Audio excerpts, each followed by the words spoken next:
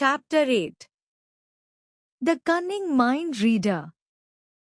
In The Cunning Mind Reader, a king tests his subjects' ability to read his mind through gestures.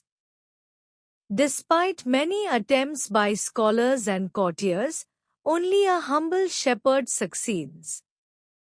His unexpected response challenges the king's perception of wisdom and hierarchy, leading to a surprising and enlightening conclusion about perception and understanding.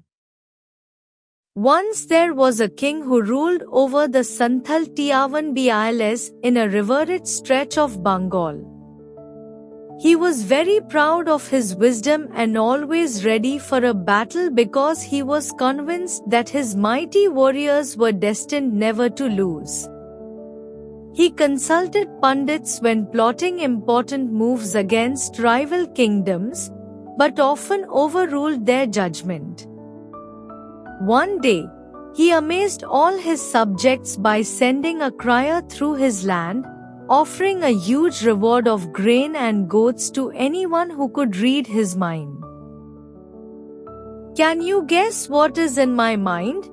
he asked one of his courtiers, who swept to the ground in a deep bow but discreetly refused to answer. "Are you mind readers?" he teased the court pundits, who pretended to pore over their dog-eared ancient manuscripts to dodge his questions. Not many people came forward to hazard a guess, which irritated the king even more. Finally, he summoned his Devan, the loyal chief minister who had served him for over 2 decades. "I'm going to entrust you with a job of utmost importance," declared the king. "Will you do your best for me?" "Haven't I always, sir?" said the Devan softly. "You have, Devan Moshai," replied the king. "I can think of no one else who can carry this out. I want you to find a man in my kingdom who can predict what's on my mind." "How long have I, sir?" the troubled Devan asked. "A month from today," the king pronounced, waving the Devan out of his sight. But no matter how hard the Devan searched, he found this genius elusive. No one in the kingdom revealed the faintest trace of the unusual talent the king sought. Finally, with just a week in hand, the Devan gave way to despair. "What's bothering you, Baba?" his grown-up daughter asked at breakfast, watching the dimming light in her father's eyes. She served him the pantabhat from a clay pot, with a handful of shutki or dried fish. At first, he huddled over his food, refusing to confide in her. But by the last morsel, he had told her all. "I think I can solve this problem," she said. "Just leave it to me." On the 7th day, she brought a shepherd clad in dusty garments to her father. "I think he's perfect for the job," she announced. Aghast at her choice, he protested. But he had no time to look for a replacement, so he took the shepherd to the court with him.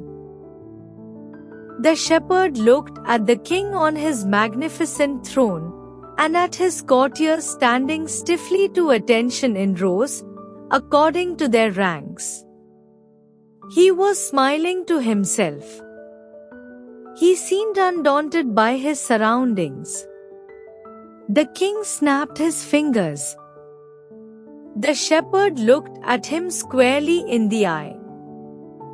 The court staff shuffled uneasily.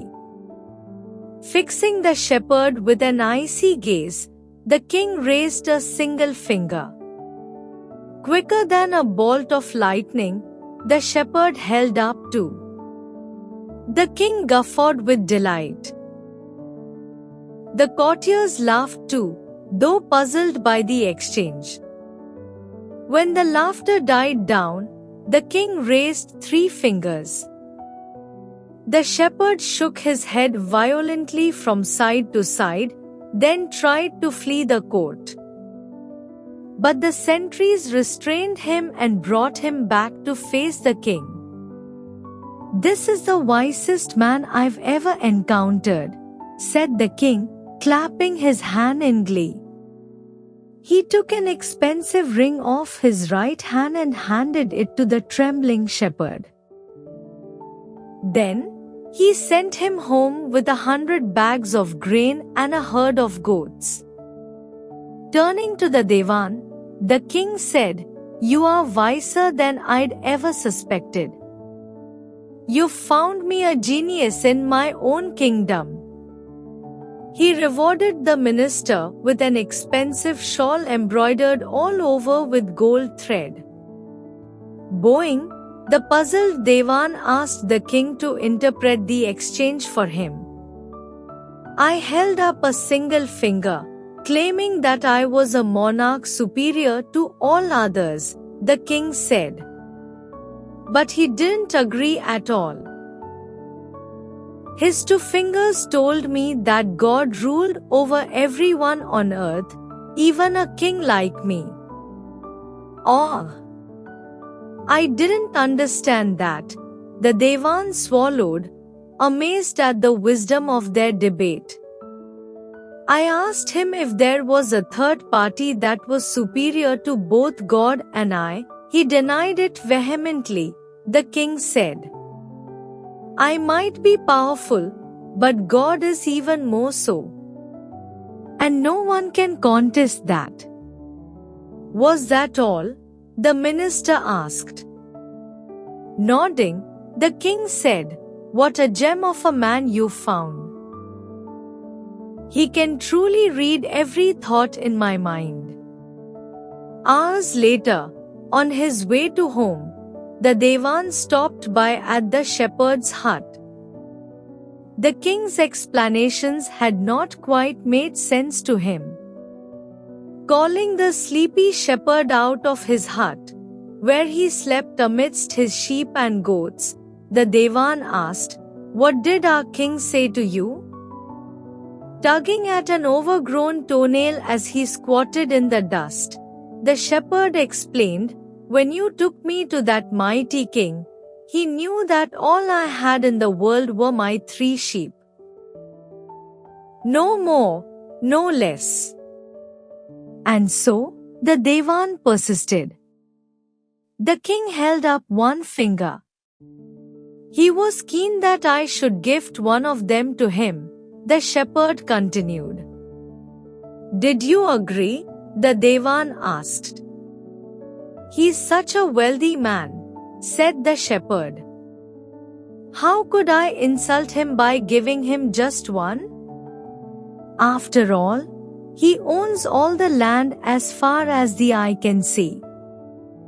So, I signaled back that I'd be willing to gift him too. "Was he happy with your offer?" asked the Devan. "Not for a minute.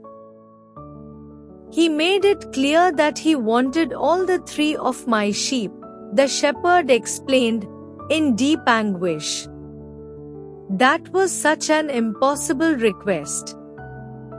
It would have ruined me. That's why I tried to flee the court." "Are you pleased with the king's response?" said the Devan. "He understood what it meant to be as poor as I am," the shepherd grinned. "So, instead of taking my sheep from me, he sent me home with all this grain and so many goats. He's a wise king, indeed."